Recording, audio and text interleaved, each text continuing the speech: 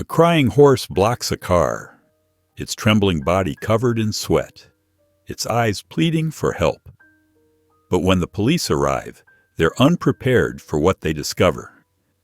This isn't just an injured animal. It's a desperate messenger hiding a secret that will shatter lives and save others.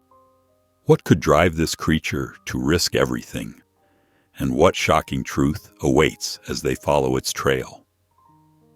Before we get into the story, comment below where in the world you are watching from today.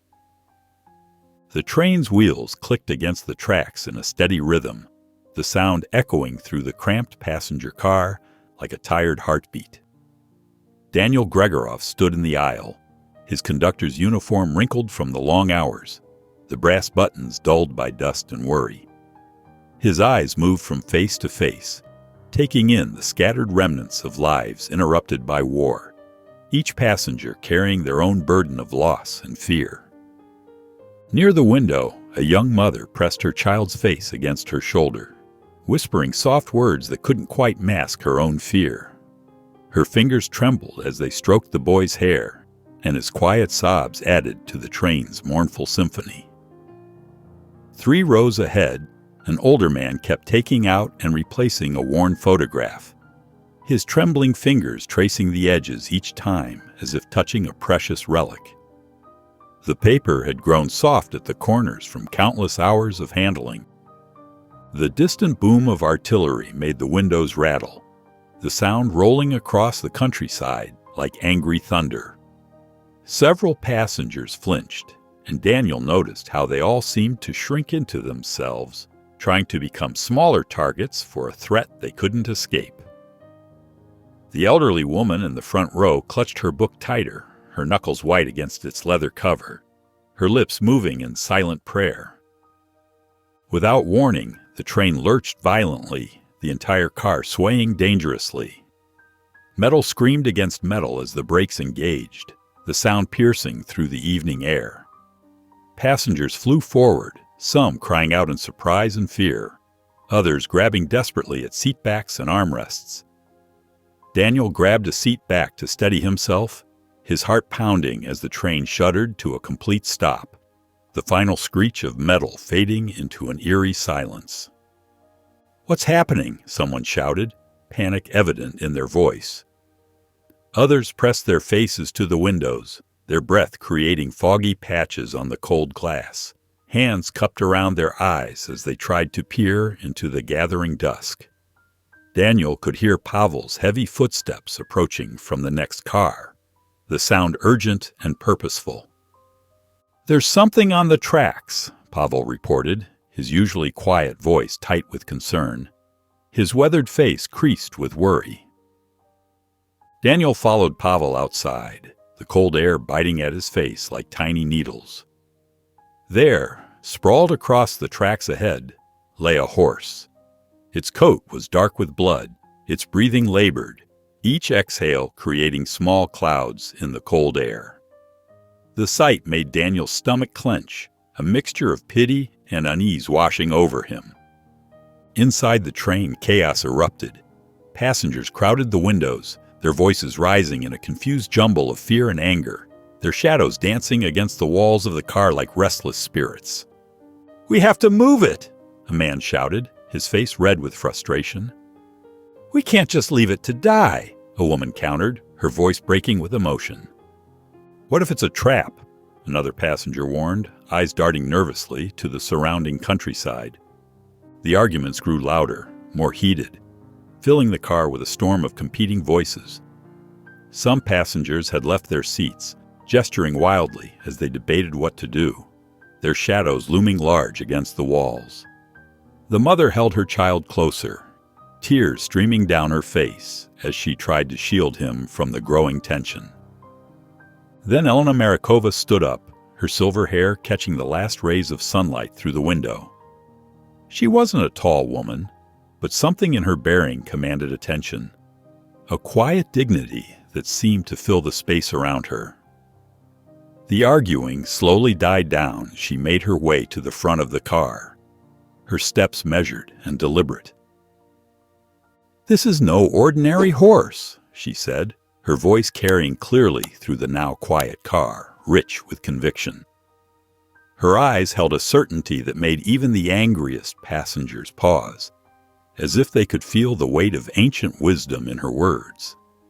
She began to speak of an ancient legend, of a guardian horse that appeared in times of greatest need to protect travelers from harm, her voice weaving a spell of hope in the gathering darkness. Daniel watched the effect of her words on the passengers, noting how their expressions changed one by one.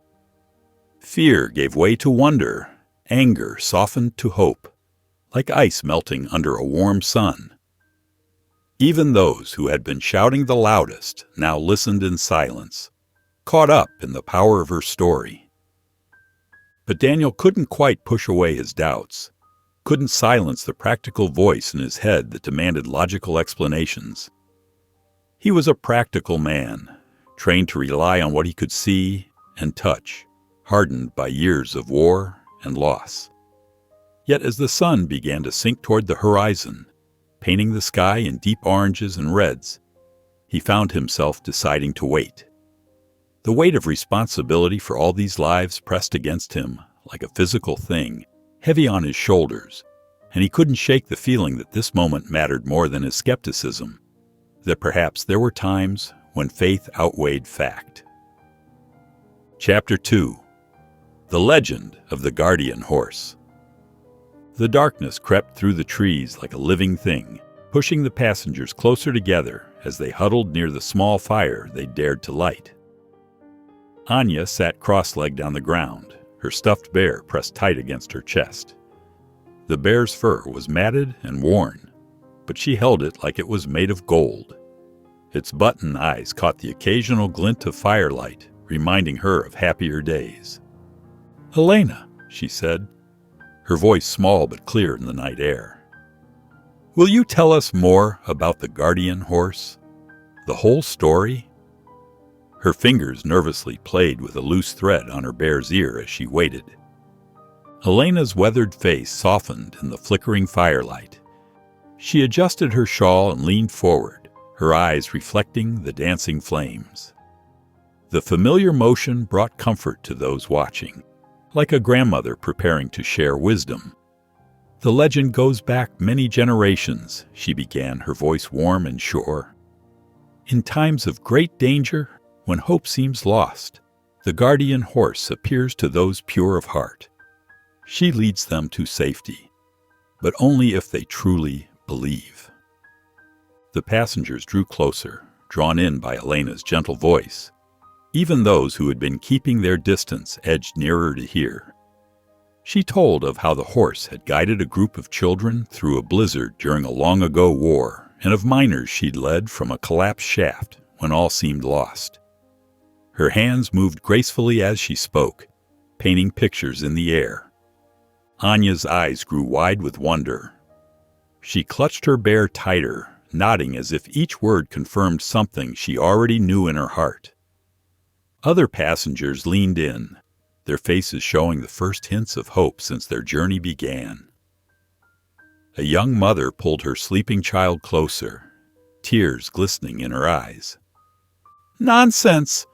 Mikhail's harsh voice cut through the spell of Elena's words.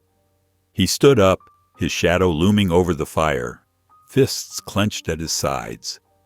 "We're sitting here freezing, telling children stories, while that injured animal blocks our only way out." Several passengers muttered in agreement, fear returning to their faces. An older man stood up, joining Mikhail, his worn boots scraping against the frozen ground. "He's right. We can't stake our lives on fairy tales." Pavel appeared at Daniel's side like a shadow, his voice low and urgent. His eyes constantly scanned the darkness beyond their circle of light. "Enemy patrols are getting closer. I heard their vehicles to the east. We need to decide soon." His hand rested instinctively on the knife at his belt. While the adults argued, Anya slipped away from the group. She approached the injured horse, her small feet crunching softly in the snow. From her pocket, she pulled out a piece of bread, her entire dinner ration. The horse's eyes, dark and deep, watched her approach. Steam rose from its nostrils in the cold air, creating small clouds that disappeared into the night. "You'll save us, won't you?" she whispered, holding out the bread. Her hand trembled slightly, but not from fear. The horse's soft lips gently took it from her hand, its warm breath tickling her palm. Back at the fire, Elena finished her tale, describing how the guardian horse had never failed those who trusted in her protection. Her voice carried the weight of absolute conviction. The crackling flames filled the heavy silence that followed, punctuated only by the distant howl of wind through the trees. Daniel stood up, his conductor's uniform barely visible in the dim light, its brass buttons catching occasional glints from the fire. Chapter 3. The Scout's Warning. The first rays of sunlight crept over the horizon, painting the sky in shades of pale pink and gray. Frost sparkled on bare tree branches, and wisps of fog curled through the forest like ghostly fingers. Pavel adjusted his worn leather jacket and pulled his collar up against the biting cold before slipping into the woods, each step calculated and silent. Years of hunting had taught him how to move without disturbing even a single twig, how to blend with the shadows until he became just another part of the forest's morning silence. Back at the train, Daniel's boots crunched against the frozen ground as he paced, his shoulders tense with worry. His breath came out in white puffs, matching the rhythm of his steps as he counted the minutes since Pavel's departure. Near the injured horse, Elena sat on a fallen log, her shawl pulled tight around her shoulders, watching Anya with gentle eyes and a soft smile. The little girl's small hands worked through the horse's tangled mane with careful dedication, stopping now and then to pat the animal's neck reassuringly. "Once there was a brave knight," Anya whispered to the horse, her voice barely audible in the crisp morning air, "who rode across mountains on a magical horse just like you. They helped people escape from danger, just like we need help now." The horse's ears twitched forward, seeming to listen to every word, and she nickered softly in response. As the morning wore on, Pavel emerged from the tree line, his face tight with concern and his movements quick and purposeful. He strode directly to Daniel, his usually quiet voice urgent and strained. "They're close," he reported, pointing east, his hand trembling slightly. "Fresh boot prints, broken branches, cigarette butts, maybe 30 soldiers, heavily armed. They can't be more than an hour behind us." The news spread through the group like wildfire, passing from person to person in frightened whispers. People began to whisper, then talk, then shout, their voices rising with panic. Some grabbed their belongings with shaking hands, while others froze in terror, clutching each other for support. Mikhail pushed through the crowd, his face red with anger and fear. "Enough!" he shouted, jabbing a finger toward the horse, his voice cracking with emotion. "That animal will get us all killed. We need to move now while we still can. Are we really going to trust our lives to some fairy tale?" "He's right," someone called out from the back of the crowd. "We can't die here because of a horse. We should make for the villages to the south." The crowd surged forward, but Elena stood up, her small frame somehow filling the space between them and the horse, her eyes blazing with quiet determination. "This is our guardian," she declared, her voice strong and clear, carrying across the clearing like a bell. "Throughout history, she has appeared to those in need. Never once has she led people astray. Our grandparents spoke of her, and their grandparents before them." Some passengers stopped in their tracks, uncertainty replacing their fear as Elena's words sank in. An old man nodded slowly, recognition dawning in his weathered face, and a young mother pulled her children closer, hope flickering in her eyes as she remembered stories from her own childhood. A collective gasp rippled through the group as the horse suddenly moved. She planted her front legs firmly and pushed herself up, swaying slightly, but standing tall, her muscles trembling with effort. Despite her wounds, there was something majestic about her presence, something otherworldly in her bearing. She took one steady step toward the forest, her hooves leaving clear prints in the frost, then turned her head back to look at them, as if asking, "Are you coming?" Her dark eyes seemed to hold ancient wisdom. Elena's eyes filled with tears of joy, and she clasped her hands together. "She's showing us the way, just as the stories told." Daniel looked at the horse, then at his passengers, then at Pavel, his mind racing with calculations and possibilities. Everything he knew about survival and logic told him this was madness, but something deeper pulled at him, something he couldn't explain. He straightened his conductor's cap and cleared his throat, making his decision. "Everyone," he called out, his voice carrying across the clearing with authority, "gather only what you can carry. We're following the horse, and may God help us all." Chapter 4. Into the Woods. The forest enveloped them like a thick blanket, its dense canopy creating a green twilight that made every shadow seem deeper and more threatening. Ancient branches interlaced overhead, letting through only occasional shafts of golden sunlight that danced on the forest floor like spotlights. The horse moved steadily forward, her hooves finding sure footing despite her injuries, each step deliberate and purposeful. Behind her, the passengers formed an uneven line, their feet shuffling through fallen leaves and debris, their faces etched with exhaustion. Anya stayed close to the horse's flank, her small hand occasionally reaching out to touch the animal's coat, drawing comfort from its warmth. "You're so brave," she whispered, her words barely audible above the crunch of leaves and snapping twigs. "Just a little further." Her stuffed bear, clutched tightly in her other hand, bounced against her leg as she walked. At the front of the group, Daniel and Pavel moved like shadows through the undergrowth, their eyes constantly scanning the trees for any sign of danger. Pavel's hand never strayed far from his belt, his fingers twitching at every unexpected sound, while Daniel's shoulders remained tense, ready for trouble at a moment's notice. The path grew more challenging as they pressed deeper into the woods, the terrain becoming increasingly treacherous.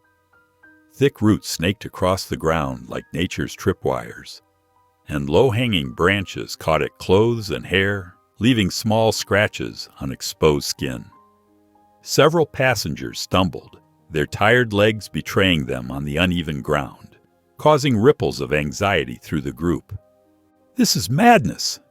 Mikhail's voice cut through the forest's quiet like a knife. He stormed toward Daniel, face flushed with anger and fear.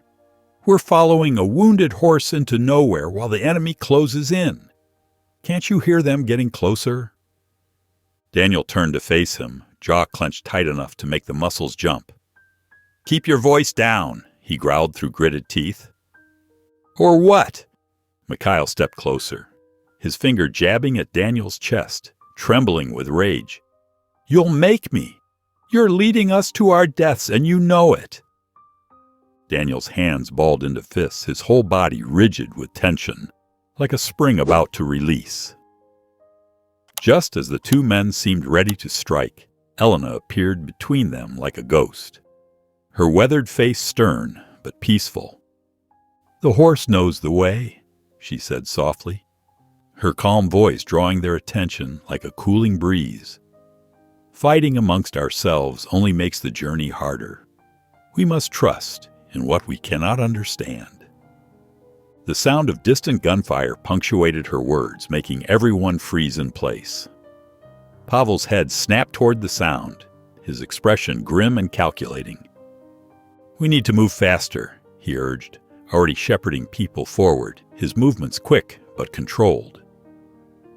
As the day's light began to fade into purple dusk, they emerged into a small clearing carpeted with wild grass.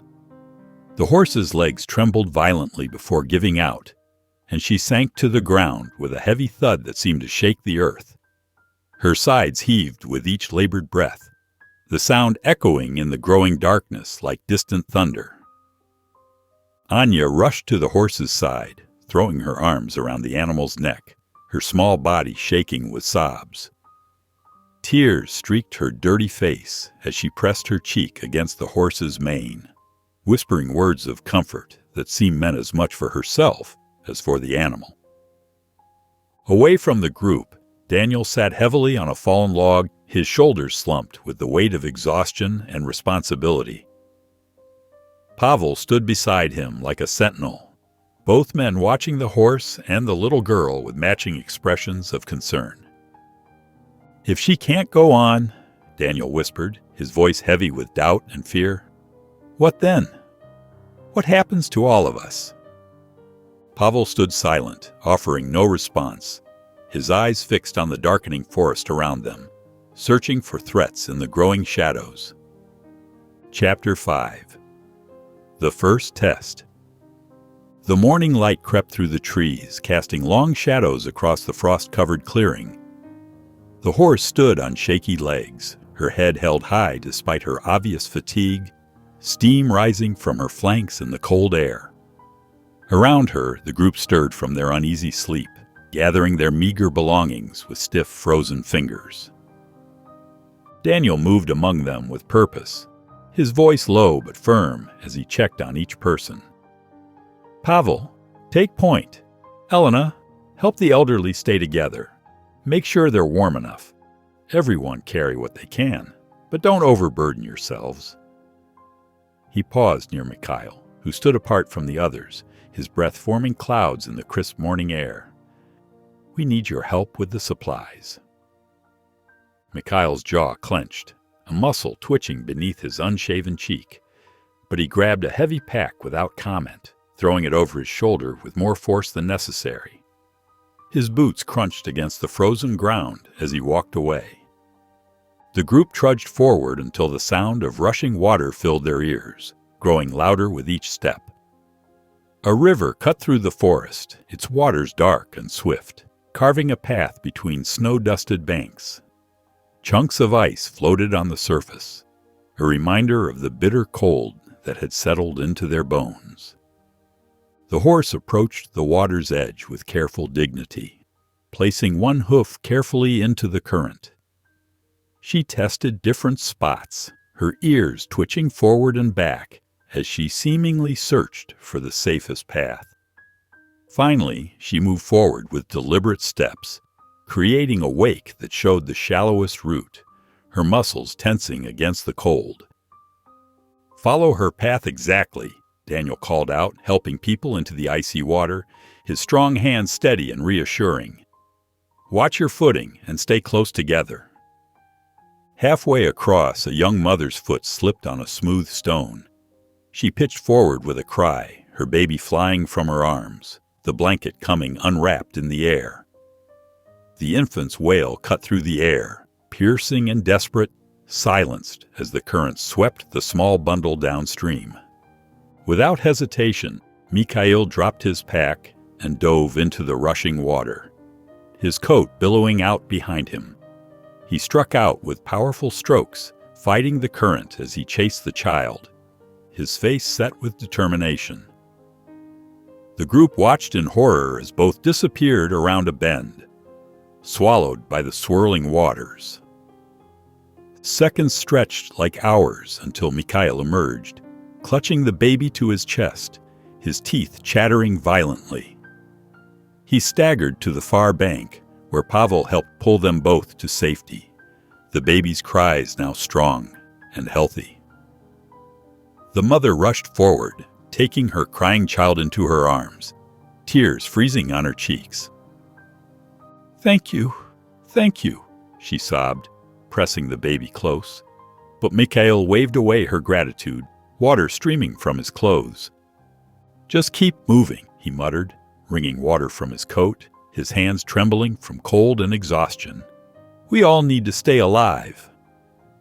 The group stared at him with new eyes, their previous anger replaced by respect and something like wonder. Anya approached the horse, who stood patiently waiting for the last stragglers to cross, her dark eyes watching over them all. She reached up to touch its soft muzzle, her small hand gentle against the warm velvet skin. "You're our hero," she whispered, her words carrying clearly in the morning air, creating tiny clouds of vapor. "Both of you are." Pavel's voice cut through the moment, sharp with urgency. "Fresh tracks," he called from the tree line, pointing to marks in the soft earth, his experienced eyes reading the signs of danger. "We need to move. Now." Chapter 6. Fractured Unity. The midday sun filtered through the leaves as the group settled for a brief rest. Exhaustion lined every face, their shoulders sagging under the weight of their journey. Dark circles shadowed their eyes, telling stories of sleepless nights and constant vigilance. Mikhail paced back and forth, his boots crushing fallen leaves with each angry step, his hands clenching and unclenching at his sides. "This is madness," he burst out, pointing at Daniel. "Following a wounded horse through enemy territory? We might as well paint targets on our backs. We're sitting ducks out here." Daniel stood his ground, jaw tight, his weathered face showing the strain of leadership. "We've made it this far. Each step takes us closer to safety." "Pure luck," Mikhail's voice rose, echoing through the trees. "How many more days will we wander, until we're all dead?" His words sparked nervous whispers among the passengers. A few nodded in agreement, fear evident in their eyes, while others pulled their thin coats tighter around themselves. Elena rose from her spot near a fallen log, her movements deliberate and calm, though fatigue showed in the slight tremor of her hands. "The horse has guided us safely across the river. She's shown wisdom beyond." "Wisdom?" Mikhail cut her off with a harsh laugh that held no humor. "It's an animal, nothing more. Your fairy tales won't stop bullets or feed hungry mouths." Daniel stepped forward, his authority clear in his stance, shoulders squared. "That's enough, Mikhail. I made the decision, and we stick together." A sharp crack echoed through the trees. Everyone froze, breath catching in their throats. Another shot followed, closer this time, sending birds scattering from nearby branches. Pavel melted into the forest without a word, his movements silent and practiced as a shadow. The group held their breath, waiting, some clutching each other's hands for comfort. When Pavel returned minutes later, his face was grim, lips pressed into a thin line. "3 patrols," he reported quietly, voice barely above a whisper. "Less than 2 miles away, moving in our direction. Heavy weapons." The horse stumbled forward a few more steps as darkness settled over the forest, then collapsed with a soft thud that seemed to echo in their hearts. Her sides heaved with labored breaths, foam flecking her lips. Anya immediately went to her, wrapping her small arms around the horse's neck, tears glistening in her eyes. "It's okay," she whispered, stroking the mare's mane with gentle fingers. "You can rest now. You're so brave. We'll protect you too." The group huddled close, their earlier arguments forgotten in the face of immediate danger.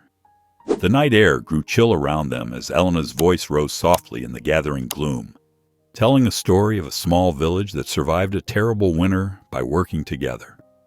Her words carried hope like a precious flame. "When the storm seemed endless," she said, her words carrying to every ear like a lullaby, "they shared what little they had. Their unity became their strength. Their faith in each other saw them through. Sometimes the darkest night brings out our brightest light."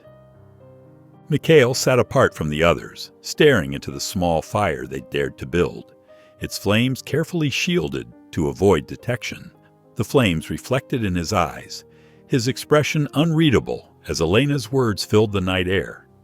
His earlier anger seemed to have drained away, replaced by something harder to define, perhaps the first stirrings of belief, or simply the weight of their shared fate. Chapter 7. Shadows in the forest. Pavel's hand touched Daniel's shoulder in the pre-dawn darkness, his grip urgent but controlled. A slight tremor in his fingers betrayed his tension. Movement, he whispered, pointing to shadows that shifted between the trees. Daniel's eyes widened as he made out the distinctive shapes of military uniforms, their dull metal badges catching what little light filtered through the canopy. Daniel moved through the group, gently shaking each person awake, careful not to startle them into making noise. Quiet now, he breathed, his voice barely above a whisper. Pack only what you can carry. His tone left no room for questions, though his eyes softened with understanding at their frightened faces. Parents clutched their children close, stifling their confused whimpers with gentle hands and soothing touches. Hands trembled as they gathered their meager belongings, shoving precious items into worn bags and pockets. The horse struggled to her feet, her movements stiff but determined, muscles rippling beneath her coat. She turned her head toward a narrow path, barely visible in the dim light, her nostrils flaring as she tested the air. They followed her lead, moving as quietly as possible through the increasingly dense forest. Branches grabbed at their clothes like grasping fingers, and roots threatened to trip them with each careful step. The horse's pace was slow, but steady, her hooves somehow finding purchase on the treacherous ground, never once making a sound that might give them away. Suddenly, the horse stopped, planting her feet firmly in the soft earth. Her ears pricked forward, and she pawed at the ground, refusing to move despite gentle urgings. Some of the group grew restless, shifting their weight anxiously, but Pavel held up his hand for silence, his weathered face intense with concentration. He crept forward, examining the ground where the horse had stopped, his experienced eyes scanning every detail. "Traps," he announced in a hushed voice, pointing to slightly disturbed leaves and bent grass stems. "Enemy scouts have been here recently." He carefully brushed away some foliage, revealing the deadly metal beneath, its rusty teeth waiting to snap shut. "The horse saved us from walking right into them. We'd have lost someone for sure." The horse turned aside, revealing a hidden trail that wound between two large boulders covered in thick moss. The path was well concealed by hanging vines and low branches, offering better protection from searching eyes.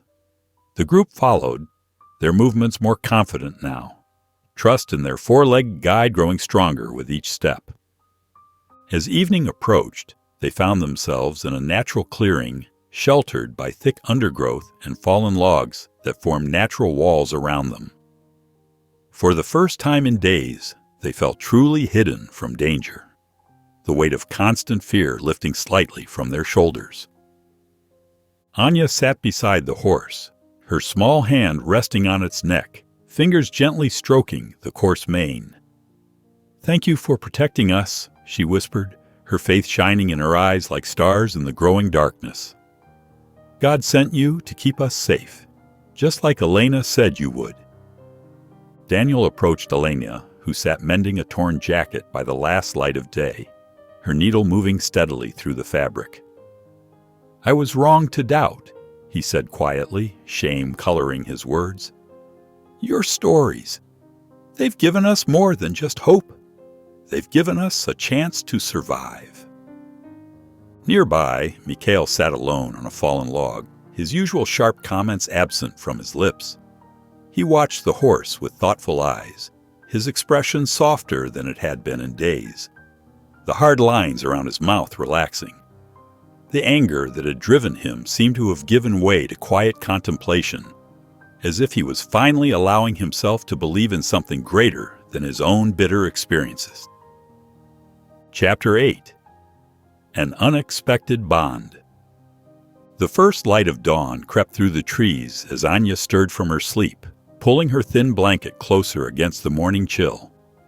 Through bleary eyes, she spotted Mikhail standing near the horse, his usual scowl replaced by something softer, almost vulnerable.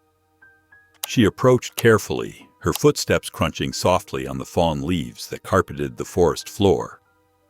"Do you believe now?" she asked, her voice barely above a whisper, her breath visible in the crisp morning air. "About the legend?" Mikhail didn't answer right away. Instead, he reached out and slowly ran his hand along the horse's mane, his weathered fingers working through the tangled hair with surprising gentleness. The horse leaned into his touch, nickering softly, and for a moment, Anya saw tears glisten in Mikhail's eyes, before he quickly blinked them away. As the morning progressed, the group faced a steep, rocky slope that loomed before them like a wall. The wet stones gleamed dangerously in the filtered sunlight, promising treacherous footing. The horse approached the incline, then stopped abruptly, pawing at the ground. She turned, walking parallel to the slope, until she found a less treacherous path hidden behind thick brush and brambles. "She knows," Elena said softly, a knowing smile crossing her lined face. "She always knows. The old stories speak true." The new route was still challenging, with loose rocks and twisted roots threatening to trip them at every step, but manageable. Anya struggled with a particularly steep section, her small legs unable to find proper footing as she scrambled against the earth.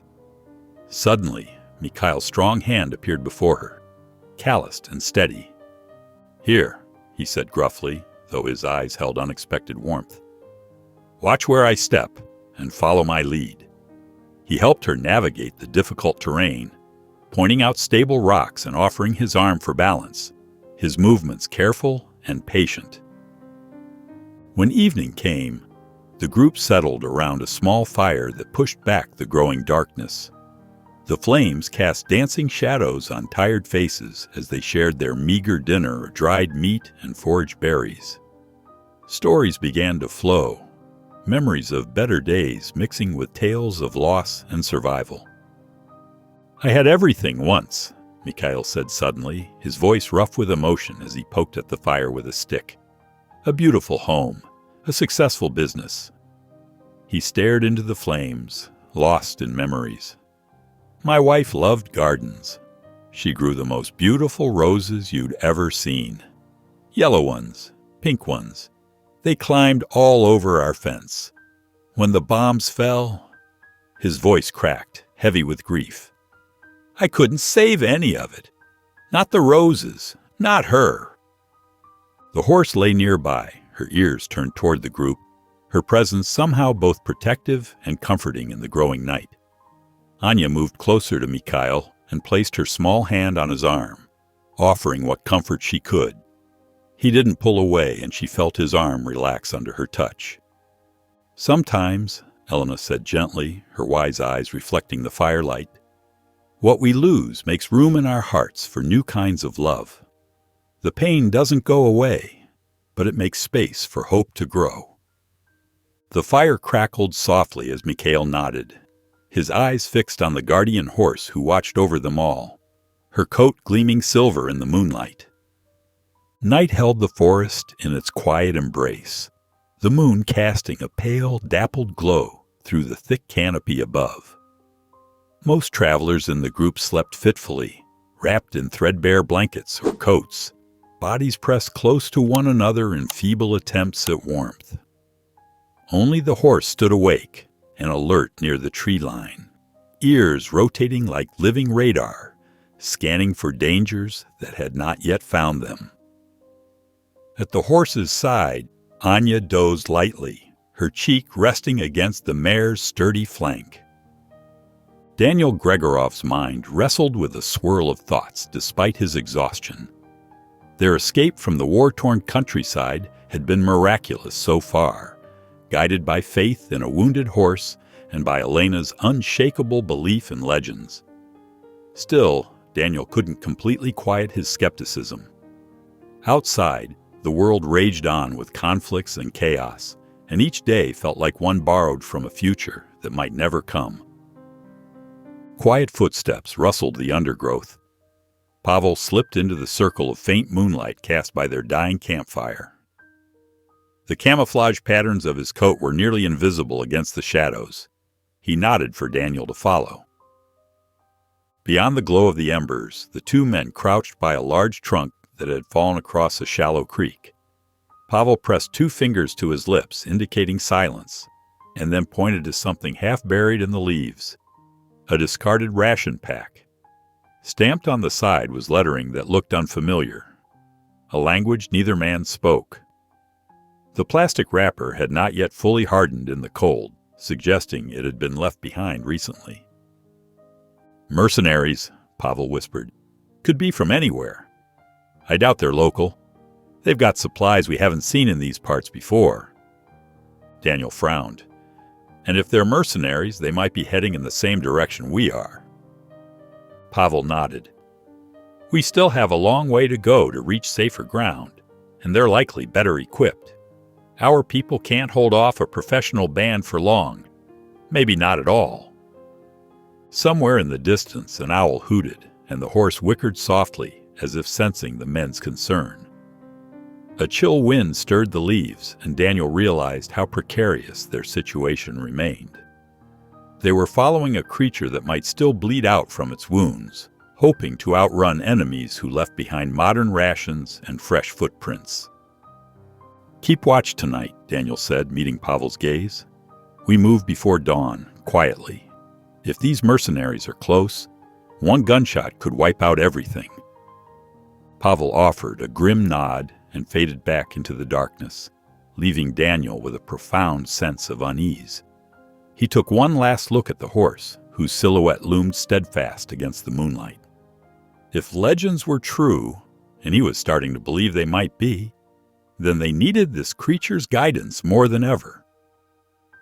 At first light, they broke camp with minimal chatter and swift efficiency. A dense fog had settled overnight, muffling sounds and limiting visibility. The travelers moved as silently as ghosts, stepping carefully to avoid snapping twigs or rustling bushes.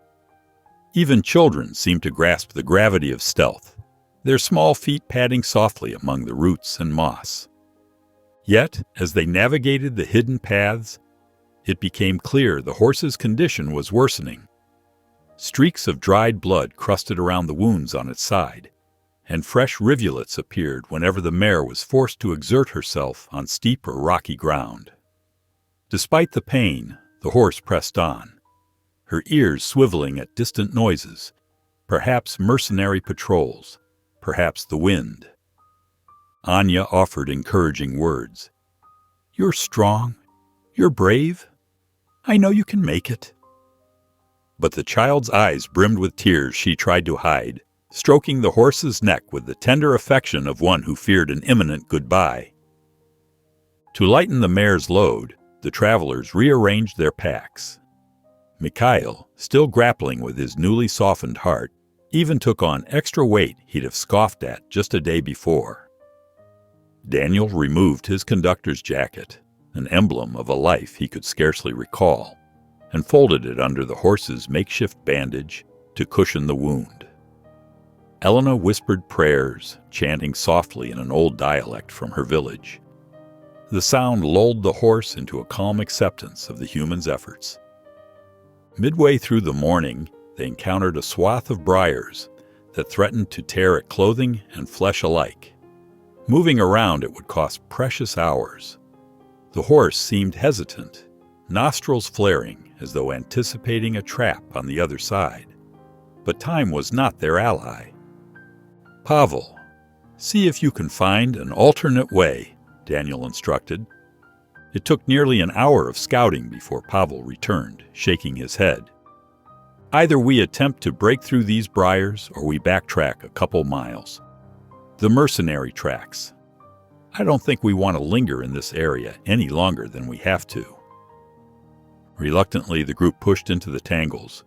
Thorns ripped at sleeves, left shallow scratches on faces, and snagged the edges of battered suitcases.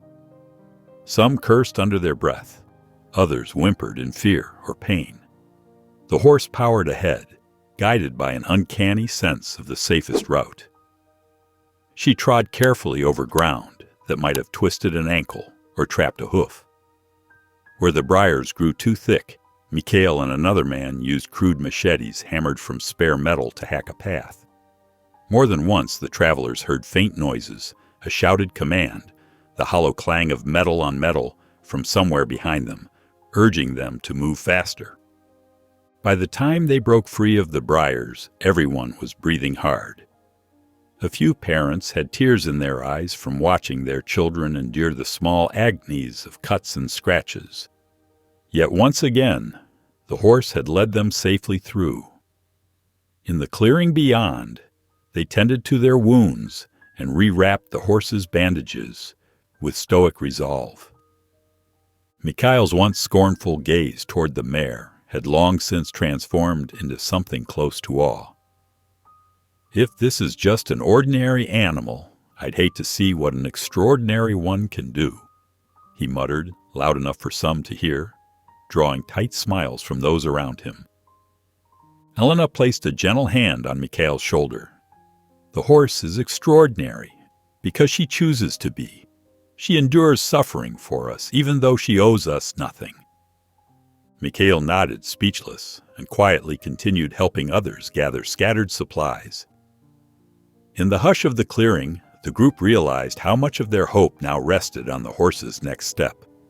The forest thinned, giving way to a dirt road that seemed rarely traveled. Deep ruts cut into the mud where, long ago, heavy vehicles might have passed. Twigs and small weeds sprouted in the tracks, telling stories of neglect. The horse halted at the road's edge, lifting her head to sniff the breeze. Without warning, an engine's roar shattered the quiet. Heads snapped up in alarm, hearts pounding. Around a bend in the road came a battered truck, its paint chipped and fenders dented, barreling forward at reckless speed.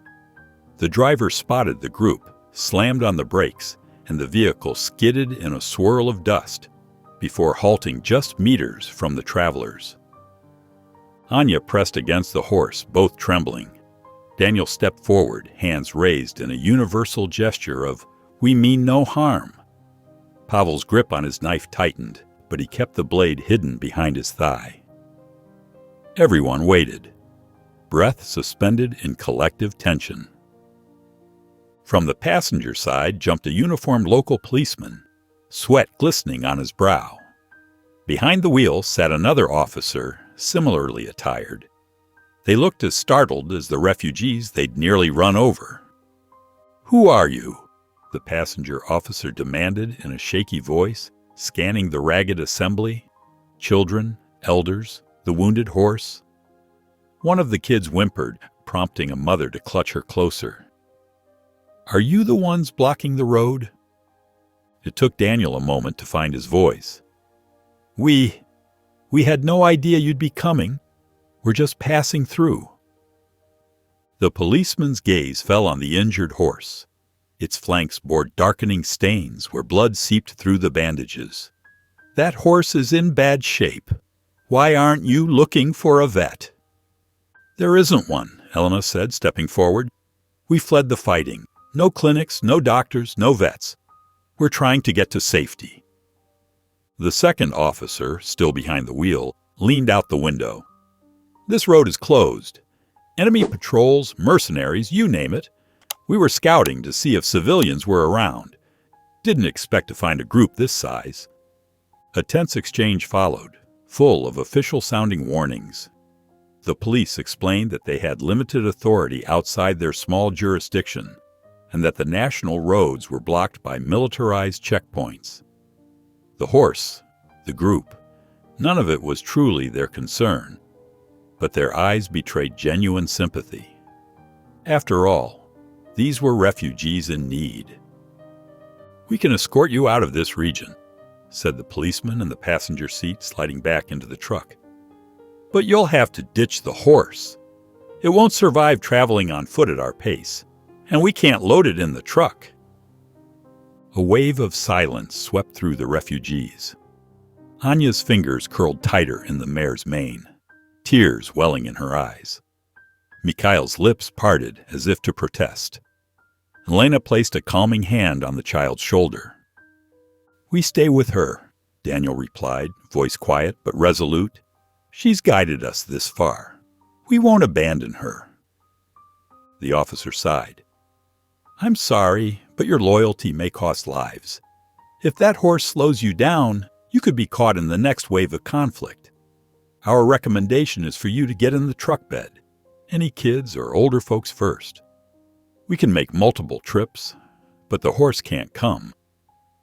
Mikhail, who had once argued that following the horse was madness, now found himself on the mare's side. He strode up to the officer, eyes hardened. "We appreciate the offer, but we owe this animal our lives. We'll find our own way." The two policemen exchanged glances. Their truck had limited fuel, limited capacity, and too few resources for a large group of refugees. The men were doing what they could, but they weren't saints. After an awkward pause, they started the engine again, leaving behind a cloud of dust and the echo of well-intended advice. When the dust settled, Elena murmured, "Sometimes even help can't sway the course fate has set." And so they remained. The horse blocked the path for that truck, and in a sense for the group itself, forcing a choice between convenience and faith. They chose faith. They always would. Only later, long after the group had vanished deeper into the countryside, did the story about the crying horse blocking a car begin circulating among local villages and towns.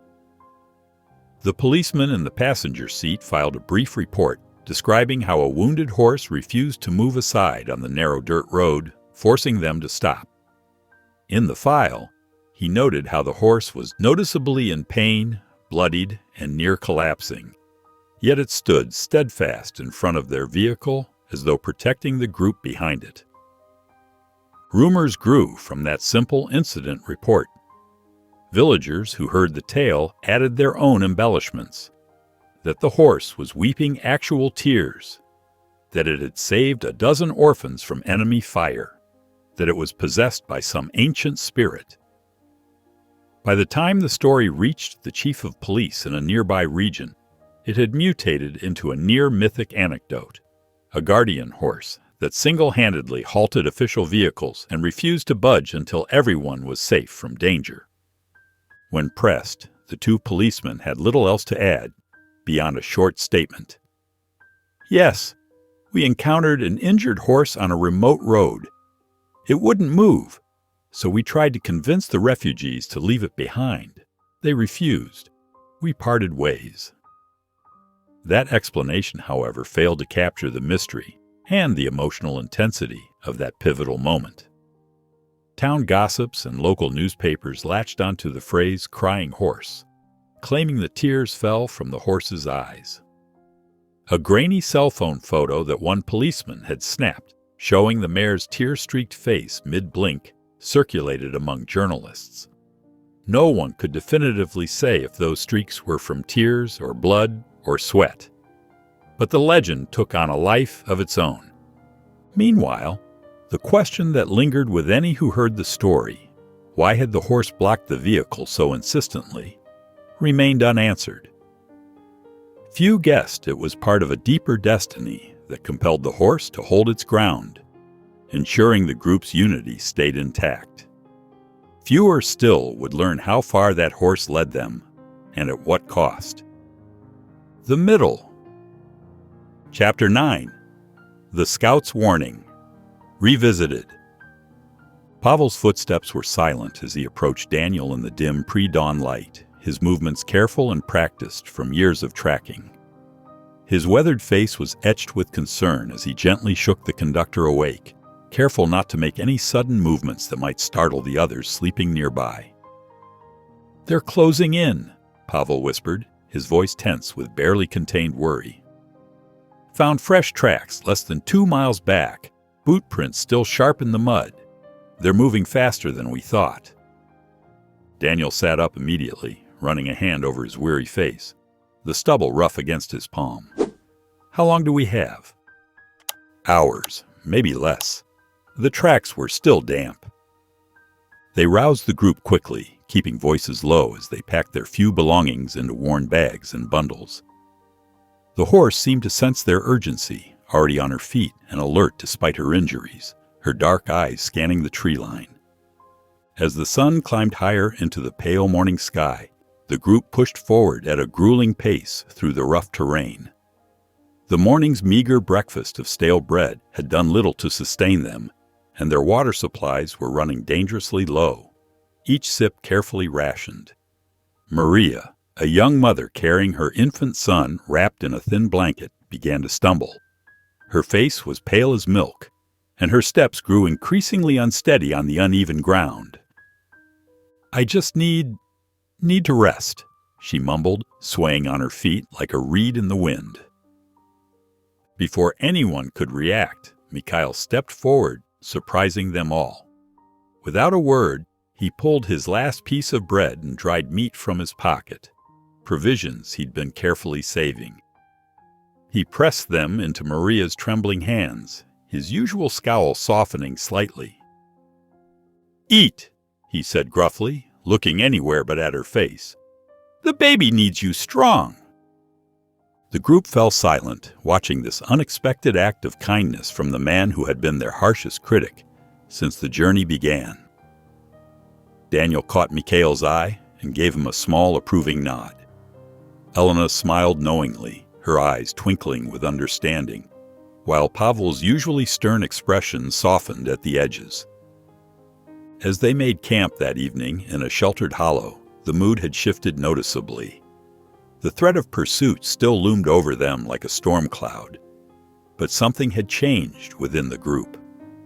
They huddled closer together around the tiny, smokeless fire, sharing what little they had left, with less hesitation, passing around the last of their dried fruit and hard cheese. Anya approached Mikhail as he sat apart from the others, her beloved stuffed bear clutched to her chest like a shield. "Thank you for helping Maria," she said softly, her small voice full of warmth. "You're not as scary as you pretend to be." Mikhail's face twitched, fighting back a smile that threatened to crack his usual stern demeanor. "Don't go spreading that around," he muttered, but his voice held no bite. He reached out awkwardly and patted her head, the gesture clumsy but genuine, like a man remembering how to be kind. The horse stood guard nearby, her ears constantly moving like radar dishes, alert to any danger that might threaten her charges. The group stayed close, their newfound unity a small comfort against the darkness pressing in around them, each person drawing strength from the other's presence. Chapter 10. Betrayal in the Ranks.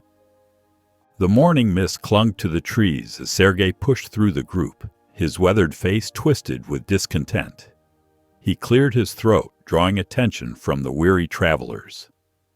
The damp air seemed to amplify the tension in his aggressive movements. "This is madness," he announced, gesturing at the horse, his voice carrying an edge of calculated panic. "Following a wounded animal through enemy territory? We should split up. Smaller groups move faster, attract less attention. It's basic survival." His words rippled through the crowd like a stone disturbing still water. A few passengers nodded, their exhausted faces showing fresh worry. Some shifted uneasily on their feet, exchanging concerned glances. Daniel stepped forward, squaring his shoulders, but Sergey continued before he could speak. "Look at us. We're sitting ducks out here. One large group, moving slow, leaving obvious tracks." He pointed at an elderly couple who shrank under his accusatory finger. "They're slowing us down. The children make noise. We'd all have better chances in smaller numbers. Anyone with sense can see that." Elena watched as uncertainty spread across faces like a shadow. A mother pulled her children closer, wrapping her arms protectively around their small shoulders.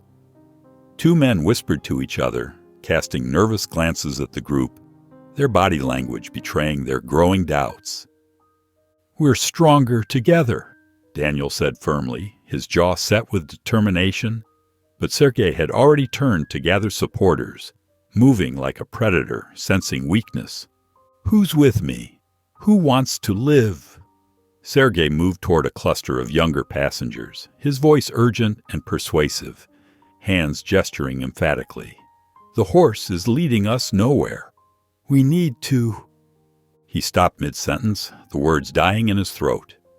The horse had moved silently between him and the group he'd been approaching, appearing almost like a ghost through the morning haze. She stood tall despite her wounds, her eyes fixed on Sergey, with an intensity that made him step back involuntarily. The morning mist swirled around her legs, giving her an almost otherworldly appearance, her presence commanding and undeniable. Elena moved forward, her worn boots crunching softly on the ground, her voice carrying clearly in the tense silence. She knows what you're doing, Sergey, trying to break us apart when we need each other most. She placed a gentle hand on the horse's neck, drawing strength from the animal's warmth. This is a warning. We must stay together. Our survival depends on it. Daniel seized the moment, his voice steady and authoritative, carrying the weight of experience. No one is being forced to stay, but we've made it this far by trusting each other and our guide. Splitting up now would be a death sentence. You all know this in your hearts. Sergey's shoulders slumped slightly, though his eyes still burned with defiance and barely concealed rage. The horse maintained her position, creating an invisible barrier between him and the others, her presence both protective and commanding. The passengers, who had seemed swayed by his words, now drew back, staying with the main group, some looking ashamed at their momentary doubt. Fine, Sergey spat, retreating to the edge of the group, his boots scuffing angrily against the ground. But when this goes wrong, remember who warned you. Remember who tried to save you. The horse finally moved aside, but the damage was done.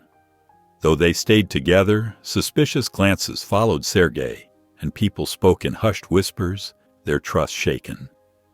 The unity they'd built felt fragile, threatened by the seeds of doubt he'd planted, like cracks in a foundation. Daniel organized the group to move out, keeping Sergey in his peripheral vision while checking their supplies and formation.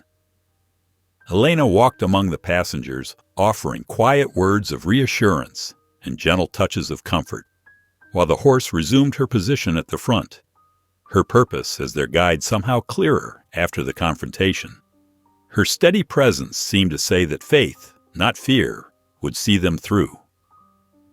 Chapter 11. The Narrow Escape. Pavel's eyes snapped open in the dim pre-dawn light. Through the morning mist that clung to the forest floor like a ghostly blanket, he caught glimpses of movement, the unmistakable silhouettes of armed soldiers moving through the trees. His heart pounding against his ribs, he quickly but silently made his way to Daniel, staying low to the ground. "Enemy patrol," he whispered urgently, his breath barely stirring the air between them. "Less than a kilometer away, moving this direction. At least 6 men, maybe more." Daniel's face hardened as he sprang into action, his military training evident in every controlled movement. He moved swiftly through the group, shaking people awake with a finger pressed firmly to his lips. "Pack quickly, no sound," he whispered repeatedly, his tone leaving no room for questions. Parents grabbed their children, muffling worried cries with gentle but insistent hands. The horse stood alert nearby, her ears pricked forward as she watched the commotion, her injured leg held carefully off the ground. Even wounded, she radiated a sense of calm purpose that helped steady their nerves like a lighthouse in a storm. Mikhail helped an elderly woman roll her blanket, his movements efficient and silent, showing a gentleness that contrasted with his usual gruff demeanor. The group worked with desperate speed, shoving belongings into bags and gathering children close. Within minutes, they were ready to move, their campsite disappearing as if they'd never been there. The horse took the lead, limping slightly but determined as she guided them deeper into the forest, where the vegetation grew thick and wild. Branches snagged at clothes and scratched exposed skin, and treacherous roots threatened to trip them, but they pressed on without complaint. The sound of approaching voices made them freeze periodically, holding their breath until the danger passed, their hearts thundering in their chests. The forest became a maze of dense undergrowth and towering trees that blocked out most of the growing daylight. Every snapping twig made hearts race and heads turn. Parents carried small children to keep them from stumbling, their arms aching but determined. The horse picked her way carefully through the brush, choosing paths that offered the most cover, her instincts proving invaluable. Suddenly she stopped, her muscles tensing beneath her dull coat. Her entire body went rigid, ears swiveling toward a threat only she could detect. The group immediately froze, understanding her signal with an almost instinctive clarity. Daniel raised his hand, reinforcing the command to remain still, his fingers spread wide in warning. Moments later, they heard it, boots crunching on leaves, the metallic click of weapons being adjusted, rough voices speaking in low tones. Through gaps in the foliage, they could make out the shapes of soldiers passing barely 20 meters away, close enough to see the patches on their uniforms. A mother clutched her baby tighter, pressing the infant's face against her shoulder to muffle any sound, her own breath held in fear. The patrol moved slowly, seemingly unaware of the group's presence in their hidden sanctuary. One soldier paused to light a cigarette, the match flaring bright in the shadows like a tiny beacon. The horse remained statue still, her presence somehow calming the group's terror like a protective shield. Even the children seemed to understand the gravity of the moment, remaining perfectly quiet, their small faces pressed against parents' clothing. Time stretched endlessly as they waited, hardly daring to breathe, every second feeling like an hour. Finally, the patrol moved on, their voices growing fainter until silence returned to the forest. The collective relief was palpable as the group released held breaths, shoulders sagging and tensions easing incrementally. Mikhail stared at the horse with newfound respect, his usual skepticism completely erased. He moved closer to her, reaching out to touch her neck with a trembling hand. "You knew," he whispered, his voice thick with emotion. "You knew they were there before any of us heard them. You saved us all." The horse turned her head to look at him, her dark eyes seeming to acknowledge his words with ancient wisdom. Around them, the group's faces showed a mixture of awe and gratitude, their faith in their four-legged guardian growing stronger by the moment. Even the most skeptical among them could no longer deny the horse's role in their survival. Elena smiled softly, watching as Mikhail's last defenses crumbled in the face of such clear evidence.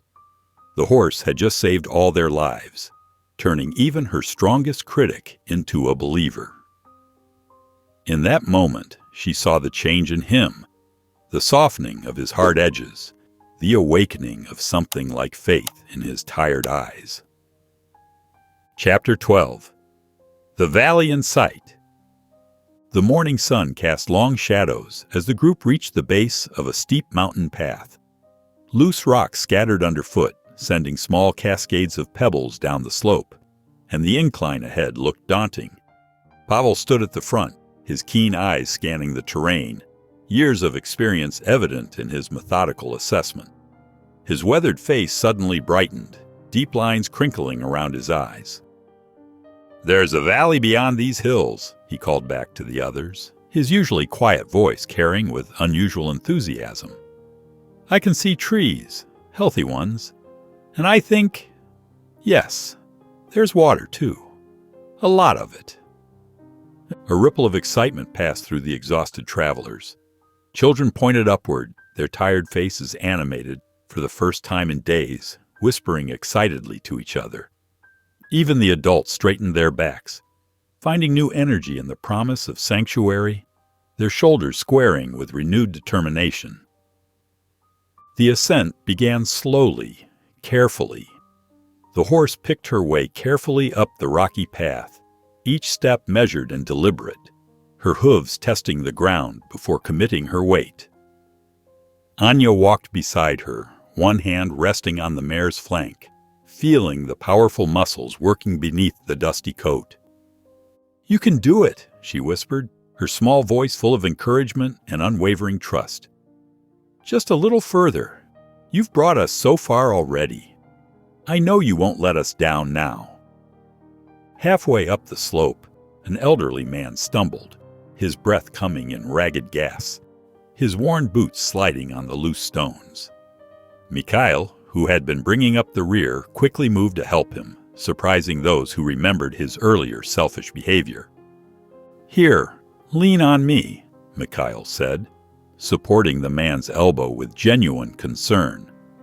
"We'll take it slow, one step at a time. There's no rush. We'll get there together." The horse faltered on a particularly steep section, her legs trembling with exhaustion, muscles quivering visibly beneath her skin. She stood still, head lowered, sides heaving with each labored breath. Anya pressed her face against the mare's neck, feeling the warm, damp fur against her cheek. "Please don't give up," she pleaded softly. Her words meant for the horse's ears alone. "We're almost there. I believe in you. You're our guardian, remember?" The horse seemed to draw strength from the child's faith, as if the girl's words had rekindled something deep within.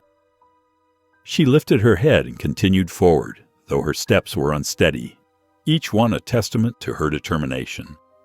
Mikhail and the elderly man made slow but steady progress, their shared effort creating an unexpected bond. When others offered to take over, Mikhail shook his head, sweat running down his temples. "We started this together. We'll finish it together," he said firmly, showing none of his former bitterness, a new warmth in his voice. After what seemed like hours, they reached the crest of the hill. Before them stretched a verdant valley, untouched by the destruction they'd left behind, like a painting of paradise. A clear stream wound through meadows dotted with wildflowers, its waters catching the light like scattered diamonds. The morning sun painted everything in soft, golden light, creating an almost ethereal glow. Cries of joy erupted from the group, the sound echoing off the hillsides. Some fell to their knees in gratitude, clutching at the earth beneath them, while others embraced, tears streaming down their dust-covered faces. The horse stood at the summit, her head held high despite her exhaustion, as if proud of leading them to this sanctuary. Her role as their guardian fulfilled in this moment of triumph. The end. Chapter 13. The Collapse. The descent into the valley had barely begun when the horse's legs gave out. She crumpled to the ground with a soft thud, her sides heaving with labored breaths, her once proud head resting heavily in the damp grass. Anya's cry pierced the morning air as she ran to the fallen mare, her small feet stumbling in her haste. "No, please, no!" Anya dropped to her knees beside the horse, her small hands clutching the coarse mane. Tears streamed down her dirt-streaked face as she pressed her cheek against the horse's neck, feeling the weakening pulse beneath the skin. "You can't leave us now. We made it, we're here. Please stay with us." The group gathered in a circle, their faces etched with concern and sorrow, the weight of countless miles visible in their tired eyes. Daniel removed his worn coat and gently draped it over the horse's trembling body, his calloused hands smoothing the fabric with unexpected tenderness. Elena moved forward, her steps slow and deliberate, joints creaking from exhaustion as she knelt beside Anya.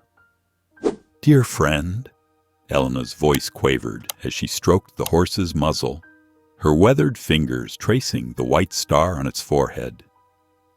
You've carried our hopes when we had none left. You've guided us through darkness when we lost our way, through storms we thought would break us. Her words caught in her throat, thick with emotion. Thank you for your sacrifice, brave one. Thank you for bringing us to safety, for showing us the path when all seemed lost. The horse's breathing grew shallow, each breath a little softer than the last. Her eyes, once bright with determination, began to dim like stars fading at dawn. Mikhail stood behind Anya, his hand resting on her shoulder as silent tears rolled down his cheeks, his usual cynicism dissolved by grief. The mother whose child he had saved in the river held her baby close, whispering prayers of gratitude, rocking gently back and forth. The horse's final breath came quietly, a gentle sigh that seemed to carry all their shared struggles of the past days, all their fears and hopes intertwined. Her eyes closed, and a profound stillness settled over the group, broken only by the soft whisper of wind through the grass. Anya's sobs broke the silence, echoing across the peaceful valley, carrying with them the weight of their collective loss. Pavel and Daniel led the effort to dig a proper grave beneath a massive oak tree that stood like a sentinel at the valley's edge, its ancient branches reaching protectively over the spot they chose. The men worked in silence, their shovels cutting deep into the rich soil, each thrust a testament to their respect. Others gathered stones to mark the site, selecting them with care, while Elena comforted the still weeping Anya, holding the child close against her heart. When the grave was prepared, the group worked together to lay the horse in her final resting place, forming a chain to carefully lower her body. Anya placed her treasured stuffed bear beside the horse's head, tucking it gently against the mare's neck, a child's gesture of love that brought fresh tears to many eyes and caused even Pavel to turn away to hide his emotion. They covered the grave with care, each shovel full of earth placed with reverence. Mikhail carved a simple marker from a piece of smooth wood, his knife moving with surprising gentleness. The guardian of the lost. He planted it firmly at the head of the grave, his hands lingering on the wood as if in silent tribute, his head bowed in unexpected prayer. Anya moved quietly through the nearby meadow, gathering wildflowers of every color, purple lupines, yellow daisies, and white clover. She returned with her arms full, planting each stem around the grave with tender care, arranging them in a rainbow circle. Her tears fell onto the freshly turned earth as she worked, mixing with the soil that now cradled their beloved guardian, each drop a promise to remember. Chapter 14. A New Beginning. The valley stretched before them like a painting come to life. Clear streams wound through meadows dotted with wildflowers, while fruit trees lined the gentle slopes. Patches of tall grass swayed in the gentle breeze, creating waves of green and gold. Daniel stood at its center, his weathered face softening as he surveyed their newfound sanctuary, his shoulders visibly relaxing for the first time in weeks. "We'll set up camp near those trees," he said, pointing to a grove that offered natural shelter from both sun and wind. "Pavel, check the perimeter. Make sure we're truly alone here. Elena, organize the food supplies. We need to know what we have left and how long it'll last." People moved with renewed energy, their exhaustion temporarily forgotten. Children laughed for the first time in days as they discovered berry bushes laden with fruit, their small hands stained purple with juice. The sound echoed across the valley, bringing smiles to even the weariest faces, reminding them all of simpler times. Mikhail surprised everyone by stepping forward, his usual scowl replaced by determination. His boots crushed the grass beneath them as he moved. "I'll lead a team to gather building materials," he announced, rolling up his sleeves. "We'll need sturdy branches for shelters, and I spotted some fallen logs that'll make good benches. We can create something real here." Daniel nodded, impressed by the change in the once bitter man. Mikhail organized a group of strong adults, teaching them which branches would work best and how to tie them together using strips of bark. His patient instruction stood in stark contrast to his previous harsh demeanor, and people responded eagerly to his newfound leadership. Throughout the day, Anya made several trips to the horse's grave, her small feet creating a path through the tall grass. She sat beside the fresh mound, arranging and rearranging the wildflowers she'd planted, making sure each stem stood perfectly straight. "We found berries today," she whispered to the grave, her voice tender and sweet. "You would have loved them. They're sweet, just like you were brave." She traced the letters on the wooden marker with gentle fingers, remembering every moment they'd shared. Elena watched over Anya from a distance, her wise eyes understanding the child's need to maintain her connection with their guardian. Other children sometimes joined Anya, leaving small offerings of pretty stones or carefully woven grass bracelets at the grave, turning it into a place of remembrance and gratitude. As the sun began to set, painting the sky in brilliant oranges and pinks, the group gathered around a carefully built fire. The flames cast a warm glow on their faces as they shared a simple meal of foraged berries and the last of their bread. The atmosphere was different now, lighter, filled with quiet hope instead of fear, punctuated by soft conversation and occasional laughter. "This valley," Elena spoke up, her voice carrying across the circle like a grandmother's bedtime story, "it's more than just a safe haven. It's a gift from our guardian." Murmurs of agreement rippled through the group, accompanied by knowing nods and gentle smiles. "We should name it," Anya said softly, hugging her knees to her chest. "Something special to remember her by." Daniel leaned forward, the firelight dancing in his eyes as he considered the suggestion. "What about Guardian's Hollow?" he offered, his voice warm with emotion. The suggestion was met with immediate approval. Mikhail, sitting beside Anya, squeezed her shoulder gently, his usual gruffness completely gone. "It's perfect," he said. "A name to honor the one who led us here." The group sat together long into the evening, the fire crackling softly as they shared quiet conversations and made plans for tomorrow. For the first time in weeks, their faces showed peace instead of fear, hope instead of despair. Guardian's Hollow had become more than just a refuge. It was their new beginning, a promise of better days ahead. Chapter 15. Legacy of the Guardian. The summer sun warmed Guardian's Hollow as people gathered around the old grave marker, their shadows stretching across the well-worn grass path that led to this sacred spot. 10 years had passed, but the carved words remained clear. The Guardian of the Lost.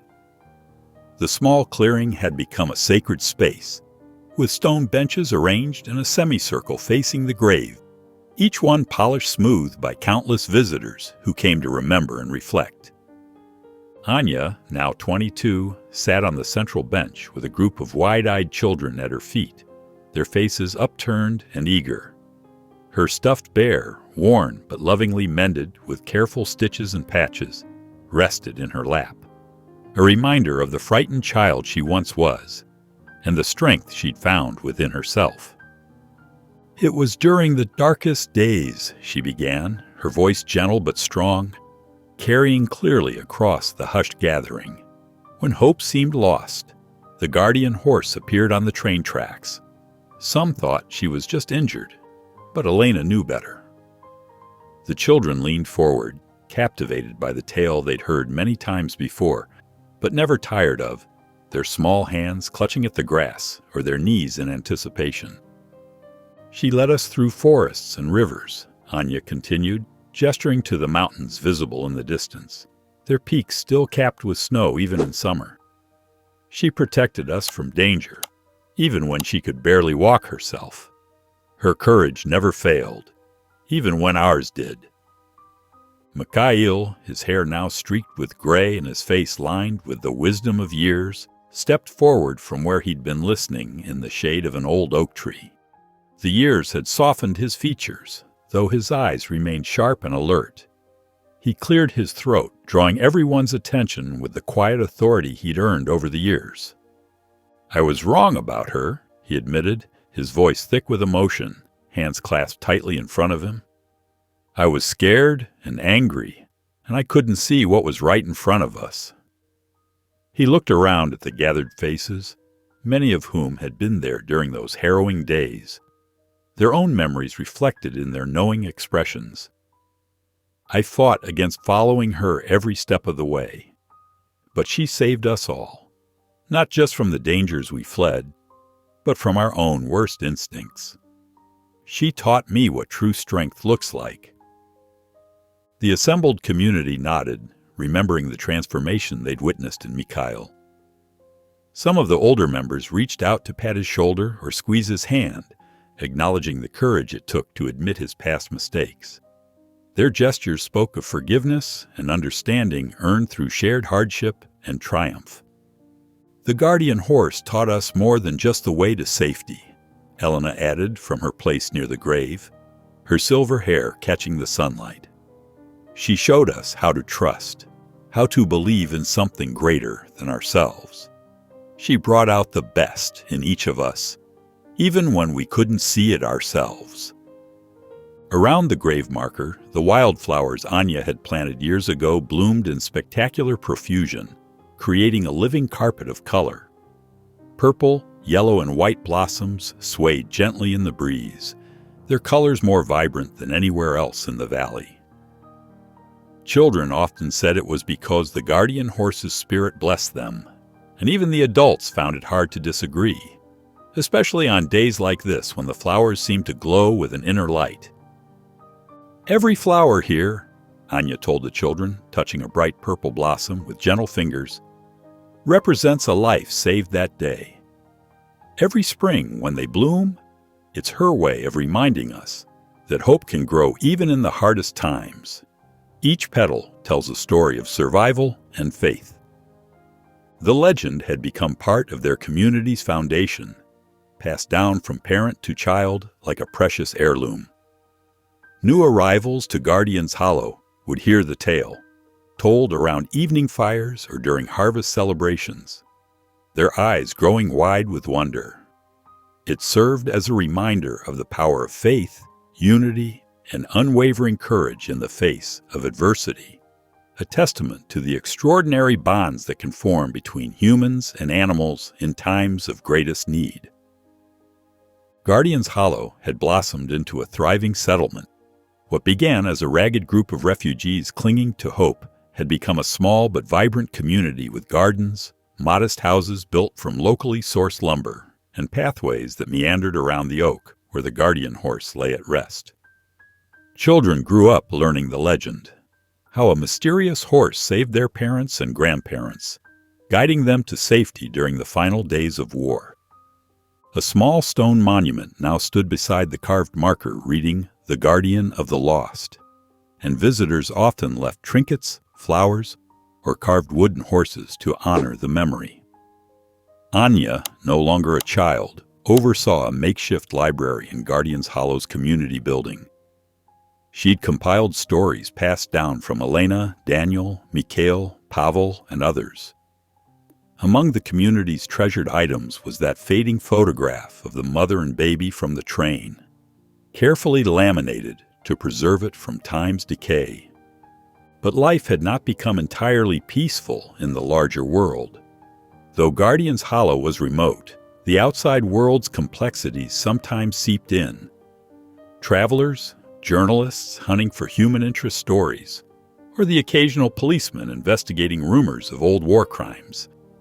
Each newcomer left with a version of the guardian horse story, carrying it far beyond the valley's hidden confines. Her name was Julia Markova, a reporter with a small but tenacious independent news outlet. She had encountered vague references to a crying horse that blocked a police car in war archives and older police records while doing research on local folklore. Something about the story nagged at her, a suspicion that it might be more than just rumor. After months of chasing clues, Julia arrived at the edge of Guardian's Hollow on a crisp autumn morning. Yellow leaves fell from the trees, swirling in the cool breeze. Her footsteps stirred memories among villagers who hadn't seen an outsider in some time. She quickly discovered that stories of the guardian horse were woven into everything: children's bedtime stories, carved figurines perched on mantels, and old journals meticulously preserved. Eager to learn more, she asked for the elders, and was directed to a modest house near the oak. Inside, she found Anya, who greeted Julia with cautious kindness. Time had imbued Anya with a quiet grace, reminiscent of Elena's calm wisdom. Once introductions were made, Julia shared the old rumor. A policeman wrote something about a horse blocking his truck during the war, and how the horse seemed to be crying. He was shocked by the real reason, though his official report doesn't specify what that reason was. Do you know anything about this story? A faint, sad smile touched Anya's lips. Yes, I was there, but it's not a simple tale. Will you walk with me? They strolled to the oak, the final resting place of the horse. Around them, leaves crunched underfoot. Anya recounted everything: the train that had screeched to a halt, the legends of the guardian horse, its unwavering guidance through battles and forests, and how it led them to safety before succumbing to its wounds. She described the morning on that remote road when local police arrived, urging them to abandon the horse. Julia listened, enraptured. So the horse physically stood in front of the police vehicle, refusing to let them pass. Anya nodded, eyes distant with memory. Yes, it was as though she knew letting that car barrel through would separate us. Some might have climbed aboard the truck and left. Others would have stayed. It would have torn our group apart, undone the unity we depended on. She blocked them, locked legs, tears in her eyes, unwavering, until we all made our choice to remain. Perhaps it was heartbreak at the thought of losing the unity she'd fought so hard to preserve that made her look like she was crying. In a voice tinged with awe, Julia said, "That policeman wrote he'd never seen an animal behave quite like it. People often dismiss the tears as sweat or blood, but the car's engine was off, and the horse wouldn't budge. It was as if she was making a moral stand." Anya smiled gently. I believe that's exactly what she did. Our guardian brought us here, saved us by forging a bond we never thought possible in such times of fear and desperation. Julia snapped pictures of the gravesite, the oak, and the stone monument. A hush fell as she read the carved words, "The Guardian of the Lost." She placed a small bouquet of flowers, feeling a profound sense of reverence, though she'd only just learned the full story. "Thank you," Anya whispered, resting a hand on Julia's shoulder. The world out there might never know just how much one wounded, determined animal changed the course of so many lives. But you can help keep her memory alive. Please, tell the story truthfully. Julia promised she would. Upon returning to her news outlet, Julia wrote a detailed exposé titled Crying Horse Guiding Light, Unraveling the Legend of the Guardian Mare. She meticulously detailed how a horse, once discovered lying bloodied on train tracks, led a band of refugees to safety through battle-scarred forests and cunning ambushes, ultimately sacrificing her life so they might live. She included first-hand testimonies from Anya, as well as references to Daniel Gregorov's conductor logs, fragments of which she found stored in Guardian's Hollow's community center. Julia also tracked down the retired policeman who'd filed the original Crying Horse incident report. He lived in a different province now, older and gray, but still sharp-witted. In an interview, he conceded that the horse indeed seemed to tear up, and it had been the strangest standoff he'd ever encountered in his decades of policing. There was a pain in its eyes, he recalled, like it wasn't just physical hurt, like it knew something the rest of us didn't. Julia's article garnered more attention than she ever dreamed possible. A major newspaper picked it up, then a television station. Soon, people from all over began reaching out. Animal behaviorists speculated on whether a horse could exhibit genuine tears or emotional responses on behalf of humans. Historians debated the synergy of myth and reality, discussing how legends often arise from extraordinary acts in desperate times. Oh, within weeks, Guardians Hollow found itself receiving visitors, journalists, veterinarians with an interest in the horse's heroic story, even a small group of war survivors who believed they might have been on the same train or stuck behind the same battle lines. Gifts of carved horses arrived by post or were left at the settlement's makeshift visitors' tree. Letters and messages poured in, with people writing that reading about the crying horse gave them hope, especially in a world still fraught with conflicts. Anya felt overwhelmed but grateful, remembering Elena's words. Sometimes the darkest nights bring out our brightest lights. The guardian horse, though gone from physical existence, shone now as brightly as ever in the hearts of countless individuals worldwide. Over time, the story took on new life in unexpected ways. A local animal rescue charity began referencing the guardian horse as a symbol of hope, urging supporters to be a guardian to animals in need. The staff wore small horse pins on their lapels. Donations spiked. People were inspired to see how an animal's compassion, real or mythologized, could catalyze bravery and compassion in humans. Back in Guardians Hollow, a generation of children grew up well-fed, educated in a small schoolhouse near the orchard, and well aware they owed their peaceful upbringing to a legend. Annual memorial ceremonies were held beneath the old oak, with songs, prayers, and personal stories shared by those whose parents or grandparents once trudged behind the horse. On these occasions, Mikhail, now quite elderly, would stand at the foot of the grave, leaning on a walking stick. He'd recount how he first regarded the horse as a burden, even a curse, but ended up diving into a freezing river to save a baby because the horse had inspired him. "She changed me," he'd say, voice trembling with age. "And if she could change me, she could change the world." As if on cue, children would lay fresh flowers at the grave and sometimes place new carved figurines. In the sunlight, the gravestone and the wooden marker both gleamed with the polish of love and care.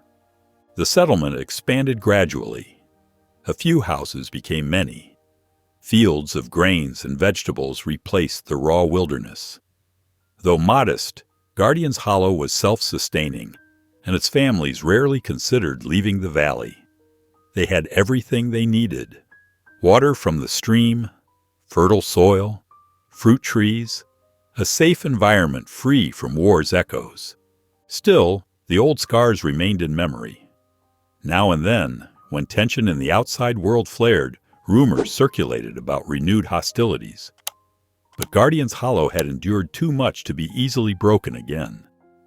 Whenever a traveler arrived, seeking refuge from new conflicts or simply drawn by the legend, the community welcomed them warmly, recalling how they themselves had once needed a safe haven.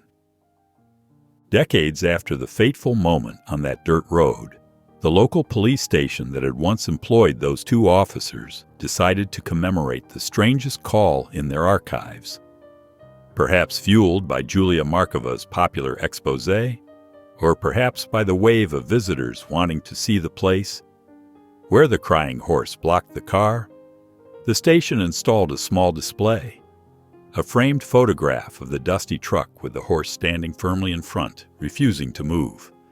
Below it read, "The Crying Horse Incident, proof that compassion can transcend all boundaries, even those between man and beast." Under that photograph was a short plaque.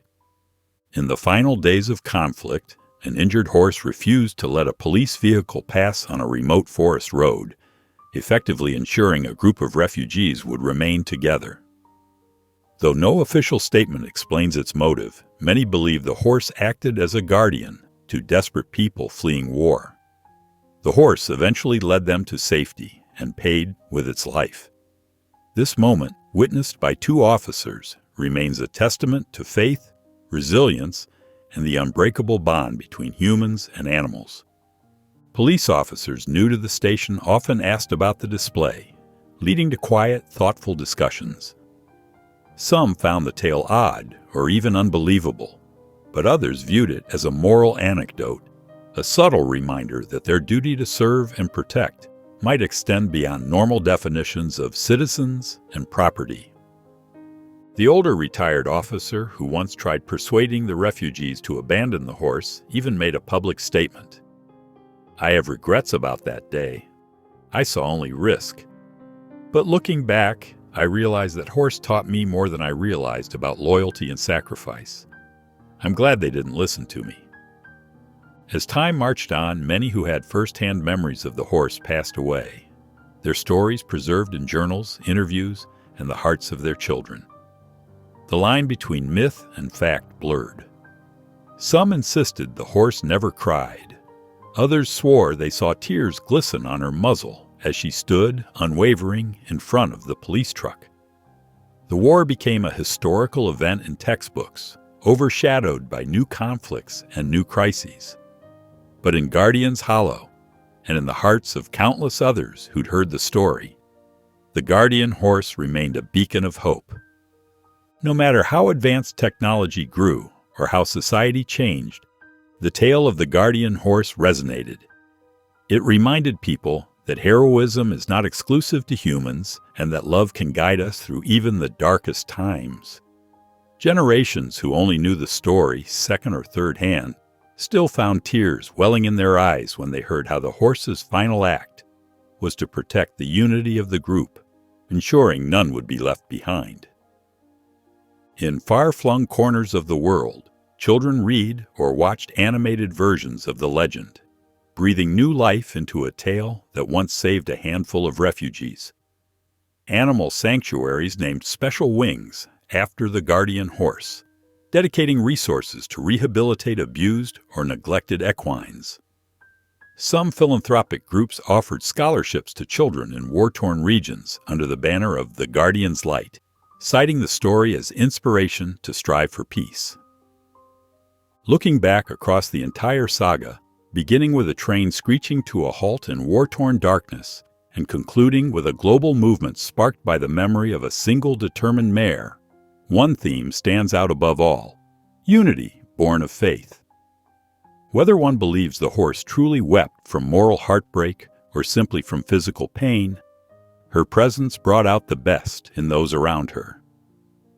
She inspired Mikhail to save a drowning baby, convinced Daniel to trust a half-legend, comforted Anya through her terror, and reminded every witness that sometimes hope comes in the form of compassion so strong it transcends species. That fateful day when a police car was forced to stop, engine idling before the unmovable figure of a trembling but resolute horse, became a symbolic crossroads. Had the horse yielded, half the group might have fled in that vehicle, dividing families and friends at the worst possible moment. Instead, the mayor's refusal led them deeper into the forest and ultimately into the peaceful cradle of Guardian's Hollow. The police, at first shocked and frustrated by the horse's behavior, later became unwitting messengers of her legend. In the end, the reason for the horse's tears, if tears they were, may be open to interpretation. But what is undeniable is that through pain, loyalty, and an inexplicable devotion, the horse changed destinies. She did so by blocking a car on a forgotten dirt road, ensuring that no soul would be abandoned when they needed each other most. The final words of Elena, spoken decades ago at the horse's freshly covered grave, still echo. She taught us that trust can lead us to places we never dared imagine. She taught us that no one is too small or too wounded to do great things, and she showed us that in unity, miracles can be found. Those who gather now at Guardian's Hollow, long after Elena's voice has gone quiet, still hear that truth carried on the wind. They see it in every child's eyes when the legend is told, in every carved horse figure placed at the grave, in every flower that blossoms anew each spring. And perhaps they see it best in the simple, dignified police report that once read, "Crying horse blocked the car. Police shocked by the real reason." It was never about one moment in time, nor about the horse's tears alone. It was about the bonds formed under duress, the faith that grew out of suffering, and the living proof that sometimes we are guided, not by logic or power, but by a quiet compassion that transcends explanation. And in that sense, the guardian horse lives on. Her story is alive and potent now as it was on the day she stood trembling, yet steadfast, on the railroad tracks, refusing to let fear define the journey for those she protected. If you enjoyed the story of Anya, I handpicked this next story that you will enjoy. Please don't miss this one. Click here to watch it.